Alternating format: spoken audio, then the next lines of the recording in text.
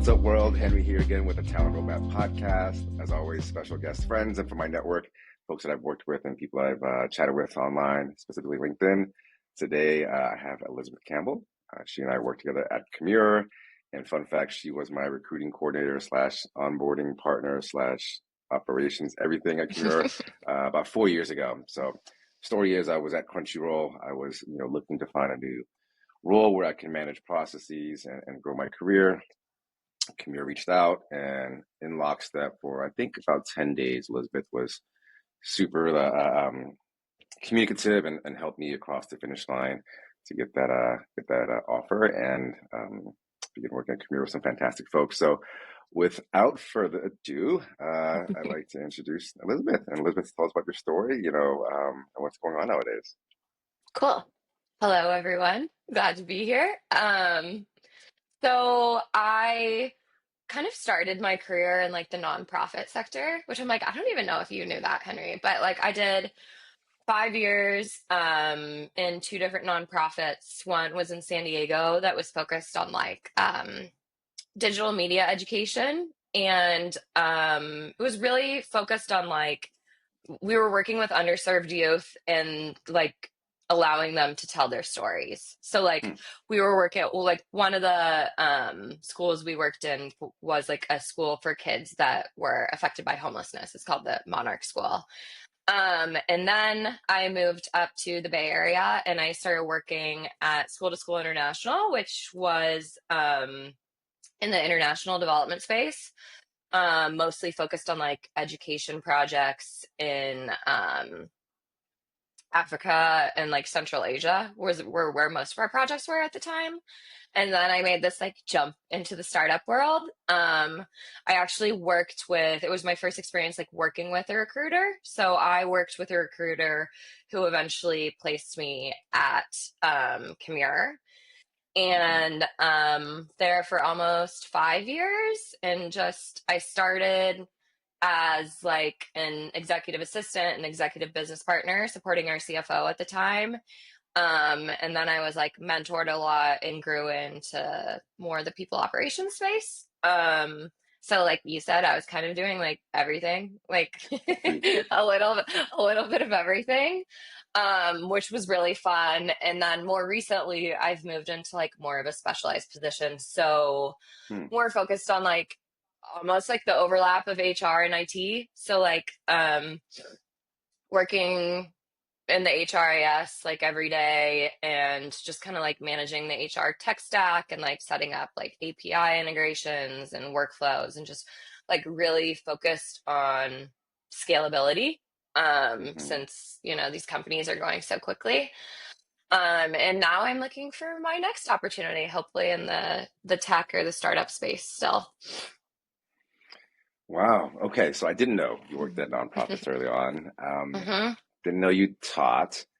So what I think is interesting is for the first time in your career, you worked with a recruiter. They placed you in a tech company. This tech company happened to be really well funded, had a great mission-driven product behind it, and you stayed almost for 5 years. That's like unheard of for your first foray into tech. Truly. I feel like I was there for like 100 years. Yeah, no, absolutely.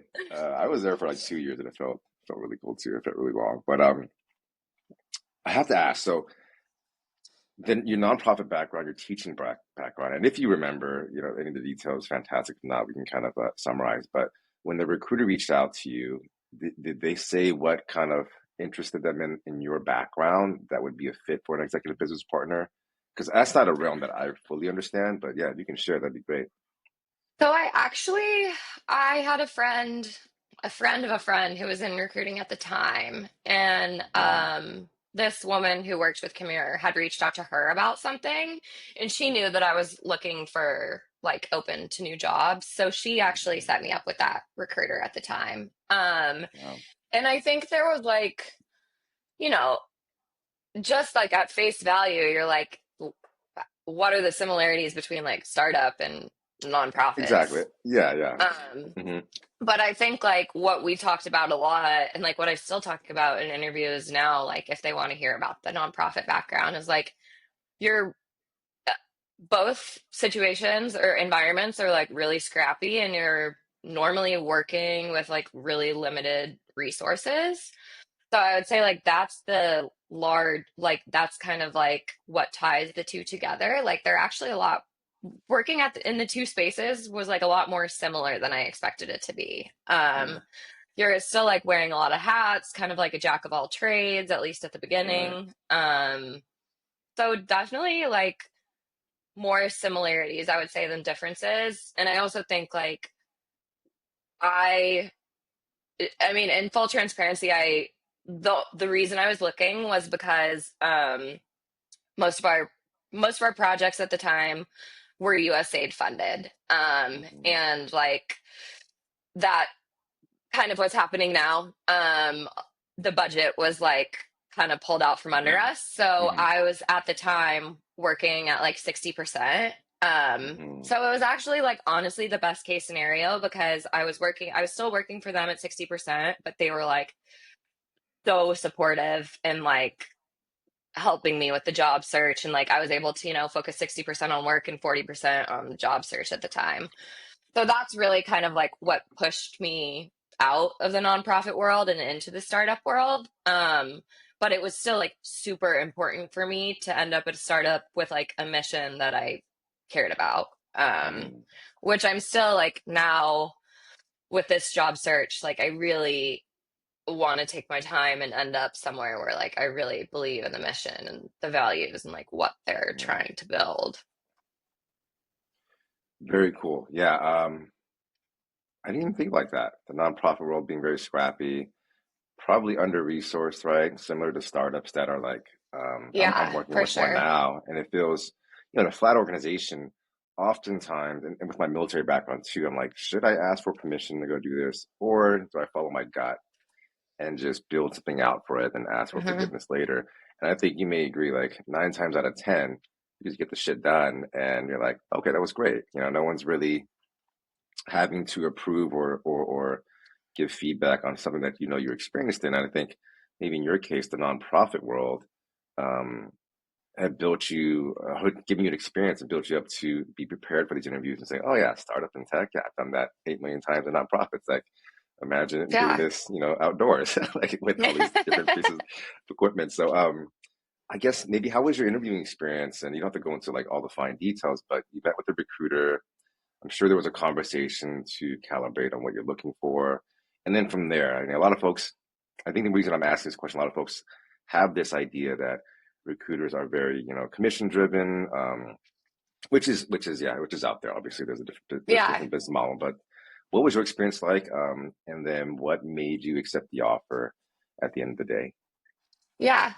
Um, yeah, I mean, I think I am totally in that mindset too, where it's like, I think sometimes, like unfortunately, when you're working with a lot of like the larger recruiting companies, you kind of feel like Mm, just like a number. yeah. And like, I think the reason I was so comfortable in this situation is because from my understanding, I think it was just like a recruiting business that was like her and her husband. Oh, So really small, really like, um, I had like a lot of one-on-one time. So I think like, yeah, we had that initial discussion about like what I'm looking for. And I remember at the time she was, saying these are the opportunities that I have right now that I think like might be a good um path for you. But then it was like I would have all my interviews and I would like chat with her after and like she prepped me also for like, you know, how I feel like looking back, like me going through this job search right now is like so different than mhm, 5 years ago. Like it's right. like I just feel like I have so much more experience under my belt. So like I know how to talk about things. And I feel like, like 5 years ago, being asked, like, can you tell me about a time that you worked with a challenging person or tell me about a time when like I'm trying to think of something else that they've asked me recently that I feel like 5 years ago like I really didn't have a good answer for. Right. And now it's like okay, I actually have the experience that like I can walk through like, this certain situation and like how I handled it and things like that. So I think like she was really helpful because this was 5 years back to like craft my Hmm. stories and like my answers for those kinds of things. Because, at the end of the day, I had 5 years of experience in the nonprofit sector, but like I had to be able to transfer that into the startup world. I think that answered your question. Yeah, Long-winded. I kind of, yeah, I forgot what my question was, to be honest, but I think you reminding me. Oh yeah, that was my question. Interesting. Okay, so and one other thing I wanted to touch on in your intro, you mentioned going from executive business partner, I think, to people operations generalist. Now you're specializing. Not a lot of folks get that opportunity to like internally transfer specialization. So, and for folks that are listening, what is a people operations generalist? And then the tiers afterwards. What exactly have you done? And now you're more technology facing. So I'm really curious to hear about that as well. Yeah, so I think like honestly during my interview process with Camille like 5 years ago, it was very much it was like I was going to be stepping into this like executive business partner, executive assistant role, but like with hopes to grow into the people operations space. And like I had those conversations during my interviews with like the executive team that like, that was Mhm. my however many year goal is to like get into the people operations space. And I feel like we've talked about this. Like I actually thought like maybe I'd want to go into recruiting, but then I realized like Yeah, pretty quickly like I'm not good at recruiting. Um fair so then enough. I was like, okay, the operations space is definitely what I want to more grow into that. And I think like at the time that was all sitting under our CFO at the time. Hmm. And we were working really closely with like an HR like consulting firm. Hmm. Um, so basically the goal I think was eventually to like bring HR in-house. So I was kind of like that transition point of like I was like promoted to people operations generalist, and that was like the first people operations team hire technically. Um, so honestly, when I started as an EBP, I was like supporting our executive team, obviously like the normal things like calendaring and working closely with like the board of directors and like interacting a lot with like the VC firms. But I was also kind of already jumping in like to the HR space. Hmm. So I was doing like I mean, it's kind of just a little bit of everything. Like I was already doing like onboarding for people, for folks. We were still in the office in San Francisco. Right. So I was also like hosting people for interviews, things like that. And then the generalist role, I would say was like really, really focused on onboarding and offboarding. Like that's Hmm. the majority of the work I was doing. Still doing like employee support and like benefits enrollment, like compliance things. So Hmm. still like a little bit of everything, but really focused on like onboarding and offboarding because we were doing like a ton of hiring and a ton of M&A. Yeah, Um, I so remember. I think, yeah, like that's also the that is also like one of those things that I have a lot of experience in is M&A. I feel like we talked about this, but like truly the funniest like one of the most challenging parts of like my career at Camille was honestly getting those 50 laptops to the Columbia team.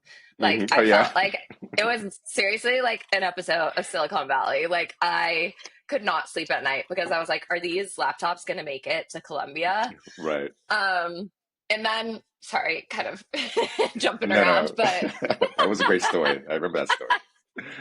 um, and then like my most recent role was really focused on, like I said, like that overlap of HR and like IT. And so, like, just an example of something that I did when we had a huge merger at Chimera before prior to me leaving, and that company was working on a different HRIS. So they were working on Rippling. Chimera was Mm-hmm. working on Bamboo HR at the time. So like one of the projects that I took the lead on was basically doing like a really thorough cleanup of like all employee data in Bamboo HR. And then working really closely with like Rippling, like I guess the implementation team or like integration team Mm-hmm. to get all of that data migrated into Rippling. And then to make it more complicated, there were like we had to do two instances of Rippling. So it's like everything was duplicated for each of the two teams. So then the consolidation of that.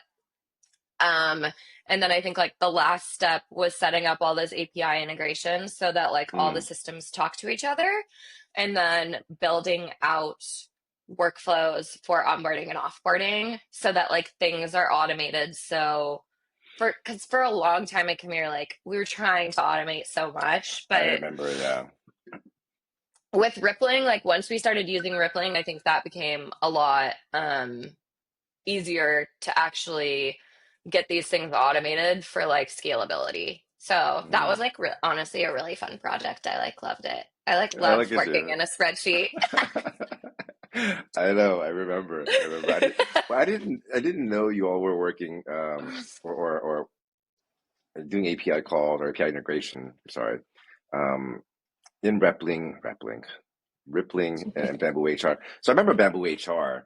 So how difficult was it to actually meet me backtrack with the API integration? How seamless or how I guess how much easier was it to do it that route with the API integration rather than like spreadsheet copy and paste? Obviously, it's probably much easier, but maybe tell the Yeah. story about that because I have no idea how that all operates.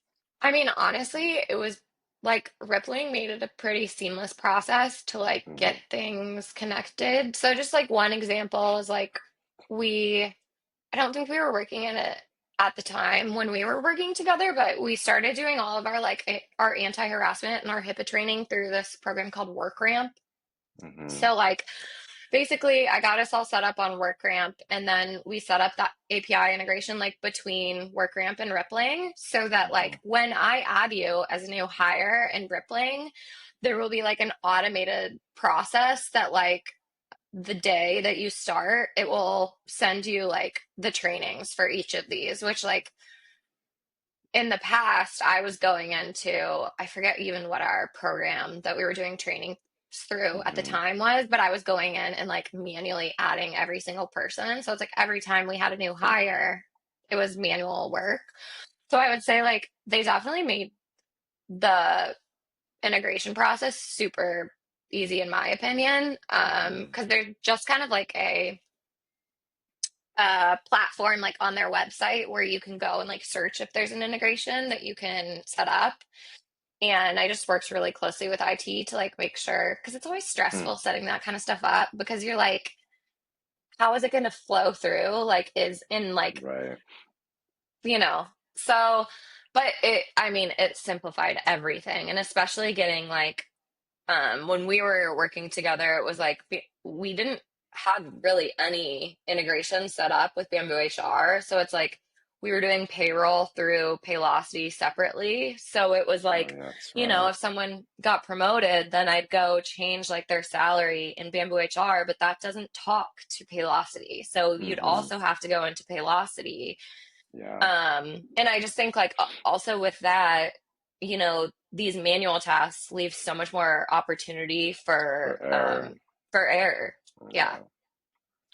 So And I think, yeah, so man, you're bringing up all these tools like Paylocity and I think at the time we were in Lever, which I think hmm they talked, but this just kind of raises the question and concern about, I shouldn't concern, but like the challenges in recruiting and HRIS like software, right? And I think GEM just launched an end-to-end ATS platform. But for the most part, I think what Rippling's trying to do is solve the issues with integrations across the entire employee lifecycle, which I think is great. yeah. Don't quote me because I don't know for sure, but yeah, those things happen all the time. Like anytime, like even now, as I'm bringing on board new tools, I really look for the integration first. If they're able hmm to talk to each other, because if not, I'm not going back in and doing this copy and paste dance Yeah. ever again. Yeah. It's 2025. Drives me I've spent crazy. hours of my life, days, years of my Yeah, life doing right, that right, manual stuff. right. Yeah, when you look at Notion and Coda and like it's like, okay, are they going to be able to talk to Lever, Greenhouse, Ashby? hmm And some companies do a really good job on focusing on the integration piece before they launch some, different versions of their product. But I don't think many folks understand, and the folks that are watching, that we're just not we're not only just sending emails and like talking to people. There's this whole infrastructure on the back end Yeah. that feels seamless and allows you to onboard correctly and understand your benefits and pay time off and just essentially anything around the back end of the company's experience for yourself. So it's really difficult to build and build right because there's an emotional component to it. And again, to your point about the workflows, there's so much anxiety to see if this is going to output correctly. And I had that same issue when I'm building workflows for our ATS. Like if I hit this button and it's live and the candidate gets like an email that says, "Hey, first name," it's not a good, doesn't feel good. So Yeah. yeah, I had same issues on your end, I guess, or same things to worry about. Um, so what's next for you? If you can share, what industries are you interviewing in? What type of companies? What type of missions? Yeah. Yeah, let's go from there. Ideally, I think I want to stay in tech or like the startup world. Hmm. I just love like the fast-paced nature of it and like Hmm. I don't know, I'm always someone that's like I'm so much happier when I'm busy and like Yeah. you're always busy working at a startup. Hmm. Honestly, like my ideal like area that I'd love to work in is like still under like the health umbrella, but more focused on like wellness or mental health. It's just like Hmm. two spaces that I feel very passionately about and like I would Yeah. love to end up in a space like that. And I think like especially like on the mental health side of things, like there's so many startups now that are in that space and I'm like really Hmm. curious to see like which ones end up on top, which ones end up Hmm. being like the most successful ones that really work for like the practitioners and the patients. So that's I think like as far as like the space that I want to be in. But I think like it's tough because right now I feel like there's two routes that I could go. I could either, end up at like more of an early stage startup um Hmm. with like under 100 people and kind of be like their first people team hire and build Hmm. out those processes and build out like all those little operational tasks and kind of Hmm. like guide leadership to like what they even need. Um, Hmm. and again, like kind of how I brought people operations like in-house at Commure, but I also think like I could go this like more specialized route, which is like what I was more focused on at the end of my Hmm. time at Commure.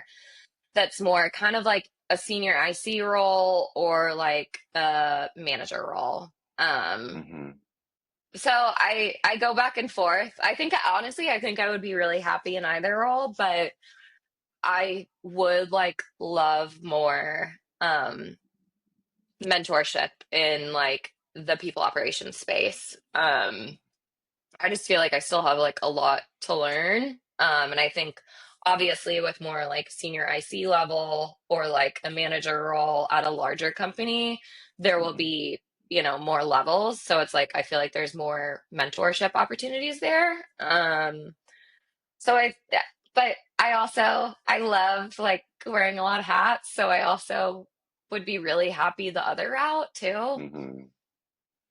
So I'm just Yeah. kind of noodling on it. No, for sure. I think that's a great place to be.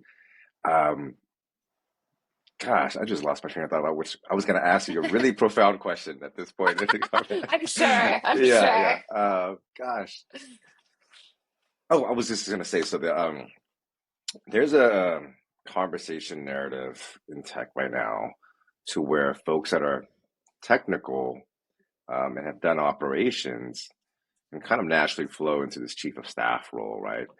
And I Yes. think, yeah, and I think earlier tech companies that are in early stages are starting to realize the pain points of, gosh, calendaring, even with all the AI out there, right? I think folks are still Hmm. needing support from the team member just to streamline those things initially and get it to a stage where could be some automation with LLMs and whatnot.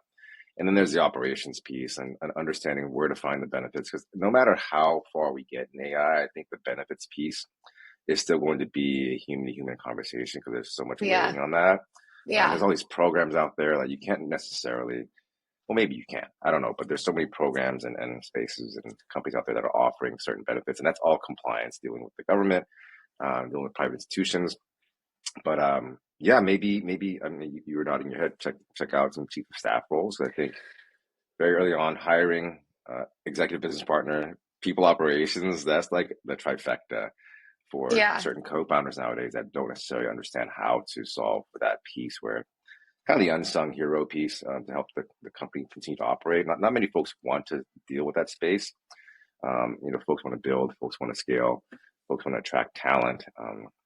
So yeah, hopefully, we'll see some updates from you soon on LinkedIn and where you land. Yeah. Hopefully. Fingers crossed. Yeah, yeah. Well, cool. As we wrap up, I always ask folks, Elizabeth, what's your best advice for the job search? Yeah, where can folks find you? Um, I mean, honestly, my best advice is totally stolen from someone else, but Hmm. my actually I have a couple pieces of advice, I think. Yeah, yeah. Send it. My first is one of my really good friends from college. His mom is like an executive in the HR space, and I always talk like every job search I've had, I've spoken to her, and Hmm.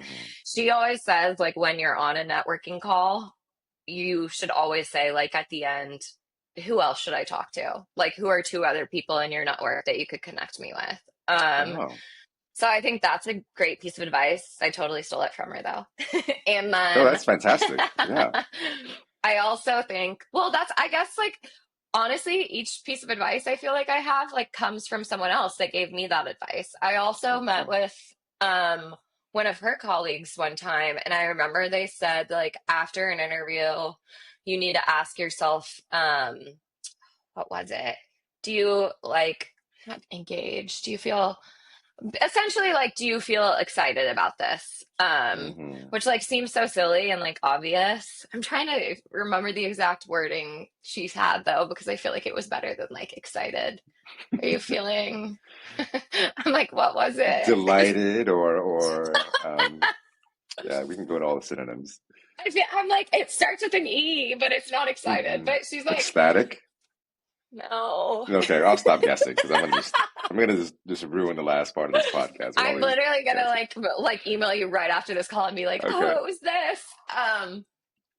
So that's my other piece of advice, which I don't Yeah. have the the background for that. And Hmm. then the third isn't really a piece of advice, but like during this job search, I've actually been working with like a career counselor Hmm. or like with career coaching, which has been super helpful to really like focus on like what I actually want in my next steps and not just like taking whatever comes first or Yeah. whatever offer you get first. And kind of going back to what I said about like I could take these two like career routes right now. She was saying, which I thought was like such a good point that I hadn't thought about before, is like if I do end up at a startup where there's not a lot of mentorship, like you could Hmm. always negotiate like some kind of a career coach into your contract so that you're Oh. still getting that like mentorship and that coaching, which I thought was like such a good point that it's just Hmm. like it seems obvious, but it's just like I've never thought of it. So I thought that was just like a really good piece of advice because that kind of makes would make me feel more comfortable in that situation to be able to feel like I'm like actually like advancing the company by having this mentorship from the outside. Wow. Yeah. You just like sent like three very, very cool tips I've never even like come across. That is so cool. So just to rehash, at the end of a call, who are two folks in your network that I should talk to? Mhm. And then when leaving the call, kind of maybe do a self-assessment on emotionally how you felt about the call. Was it, Mhm. did it make you feel good? Without going into synonyms, Henry. And then the third one is career coaching. At this stage in your journey, you feel like you need someone to maybe discuss what the next half decade looks like. Because at the end of it, we spend a ton of time at work, and in that career coach um, a piece, actually negotiating a career coach into the contract, which I think would be like you said, very useful for some of these startups because that career coach can then advise or coach, founders as well. It could be like a one-stop shop for company growth on that, more mental model level.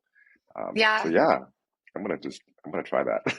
Maybe bring in some folks as advisors where I'm at and begin to work with them as well. All right, Elizabeth. So yeah, good luck in your job search journey. It was really great catching up. Super insightful. Really love the conversation.